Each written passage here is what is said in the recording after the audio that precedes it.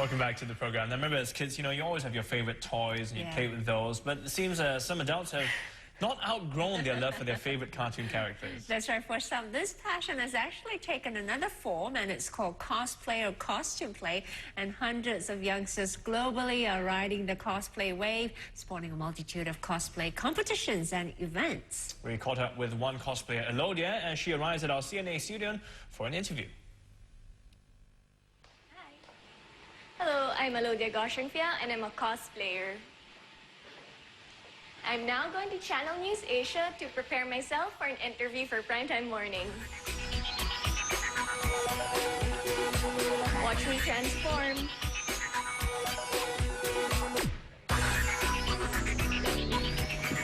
Hi guys, I'm not done yet and I'm on my way to the makeup room to finish doing my makeup and my wig and more of my accessories and whatnot.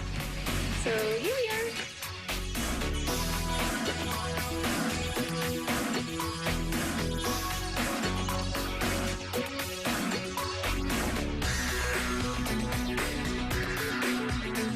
It normally takes an hour to get ready and I'm really excited because I'm almost done.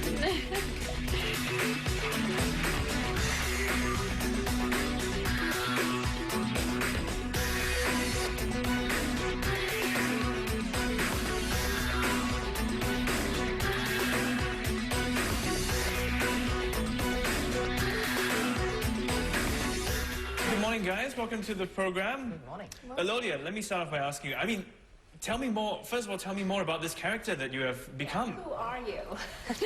Well, I'm Miwako from the anime Paradise Kiss. The anime is all about fashion, and throughout the fashion, the main characters have different costumes, and this is one of them. And I really like it because it's a Gothic Lolita outfit. And is this something that you made yourself, or did you have help? I mean, I understand as a cosplayer, you have to be able to design your own look. Yes, for this costume, I had help from different people. Someone else made the shoes, someone else made the dress. And what I did was the accessories and the hair, which was really fun to do because I had to look for it. Pretty good job, yeah. Let's just take a look at you. Yeah, just stand up. I mean, ooh, look at that. okay, we'll try that. Do you ever step out of the house like that? During conventions? Yes, Yeah, but you on do. a normal day, no. Because it's hot. Oh, okay, I guess. Well, Gregory, I mean, tell us more about cosplay. I mean, what really is it? Well, let me first take a step back and talk a little bit about anime itself, because you know, cosplay it comes out of anime, and a lot of people wonder, what is this thing? Is this anime phenomenon? Why has anime become so popular today amongst young people? Well, firstly, I posed the question. You know, when you were kids, did you watch you know, Western animation like Superman, Coyote, and Roadrunner? Yeah. Well, I think we all did as kids, but as we grew up, we suddenly stopped watching a lot of animation on TV, and one wonders, why is that so? Is it the form that doesn't work?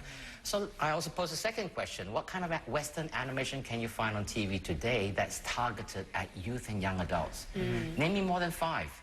And most people will be challenged to name more than 5. Maybe The Simpsons, of course Star Wars, Clone Wars, you know, made in Singapore, we all know that. But beyond 5, it's a bit of a stretch. So that's where animation comes And that's where anime has come in, because, you know, anime is really based on manga, okay? And it has really, really detailed stories. I mean, very detailed storyline, very detailed character that's been well defined, and this manga has been sold in the millions. So I think anime has really filled the void sort of left open by Western animation, and that's what appeals to youth and young adults.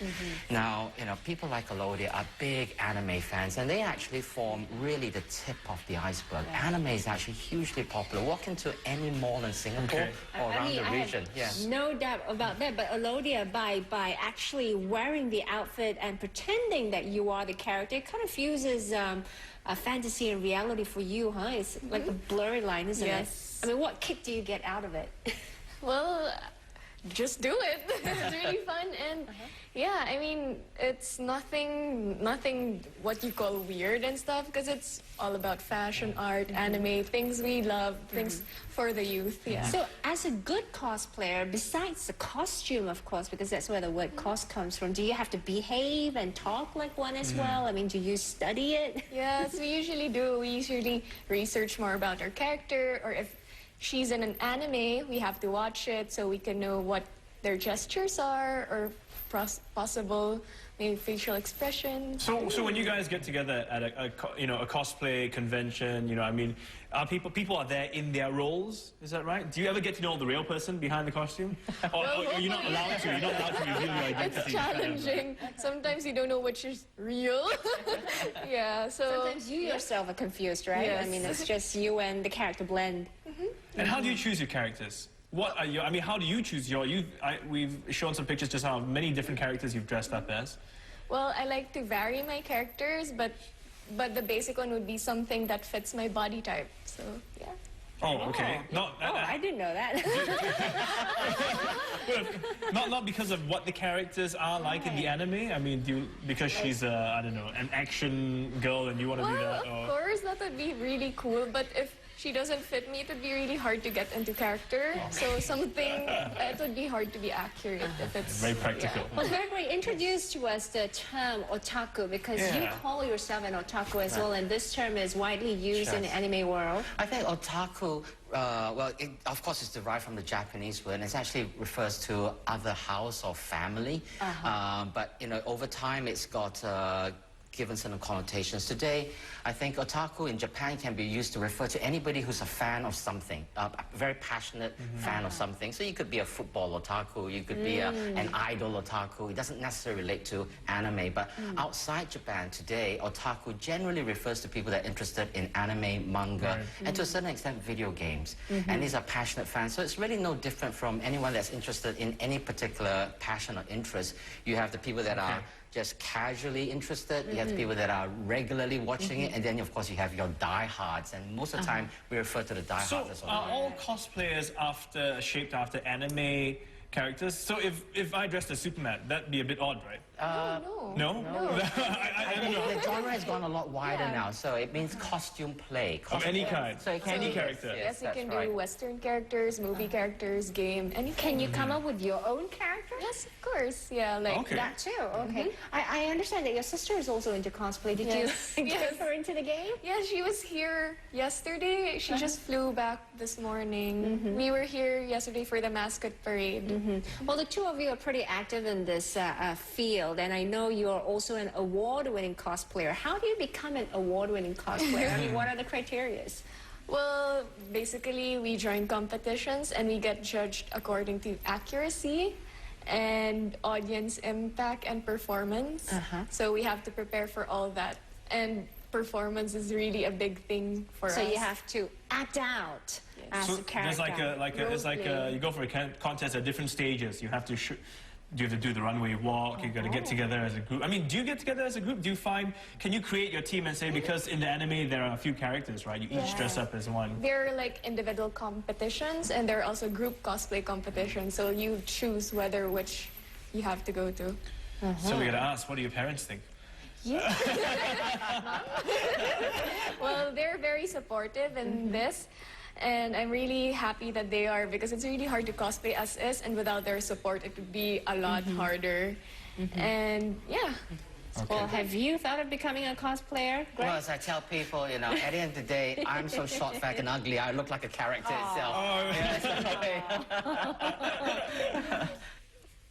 And that was cosplayer Alodia Gregory Ho, and also Gregory Ho, an otaku, or Japanese comic enthusiast. And Alodia was in Singapore for the Shine Youth Festival as she was also a cosplay competition judge. So imagine that. They had a competition and they had a whole parade. I happened to be there, and all these guys dressed up as different, there were soldiers, there were...